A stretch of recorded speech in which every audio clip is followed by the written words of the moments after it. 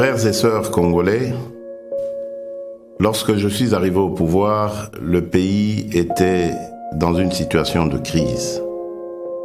À la suite d'une longue période d'instabilité politique et d'incertitude, l'élection présidentielle qui a consacré notre victoire, votre victoire, continue de susciter beaucoup d'espoir partout dans notre pays et même au-delà de nos frontières.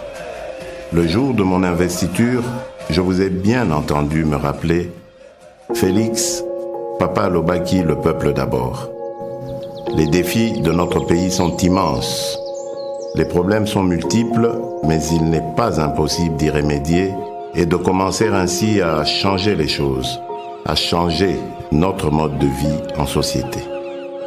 Pour engager le changement, dans le contexte politique particulier de la période après l'investiture, nous avons commencé à travailler avec les moyens à notre disposition. Pourquoi ? Parce que face au désir ardent de changement immédiat qui traverse tout le pays, nous avions décidé de ne pas croiser les bras en spectateurs passifs. Pourquoi ? Parce que quand on veut changer les choses, on n'attend pas de réunir toutes les meilleures conditions. Nous avons lancé le programme des 100 jours. Ce programme ne va sûrement pas résoudre tous nos problèmes en quelques mois, mais il est un début de solution.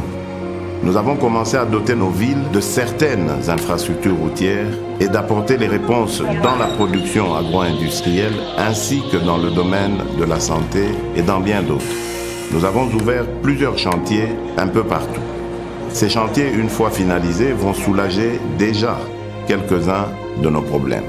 Certains d'entre nous pourront ainsi rentrer plus tôt chez eux et sans subir le stress des embouteillages, ou voyager plus facilement d'une ville à une autre, ou évacuer plus rapidement leurs produits et les acheminer vers d'autres marchés pour les vendre plus vite. D'autres vont enfin avoir accès à l'éclairage public, à l'électricité, à l'eau dans leurs habitations.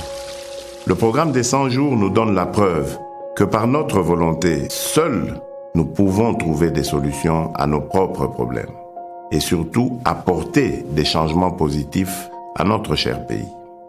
Le grand changement que nous attendons, le changement que vous souhaitez, ne sera possible que si chacun de nous tous, Congolaises et Congolais, adopte la même attitude responsable face aux problèmes et défis qui sont les siens, qui sont les nôtres. Le vrai changement commence par chacun et chacune d'entre nous. Nous devons changer et incarner le changement partout où nous sommes pour que le pays évolue. Aussi petit soit l'impact de l'action que vous pouvez prendre là où vous êtes, elle reste importante pour atteindre l'objectif, le changement.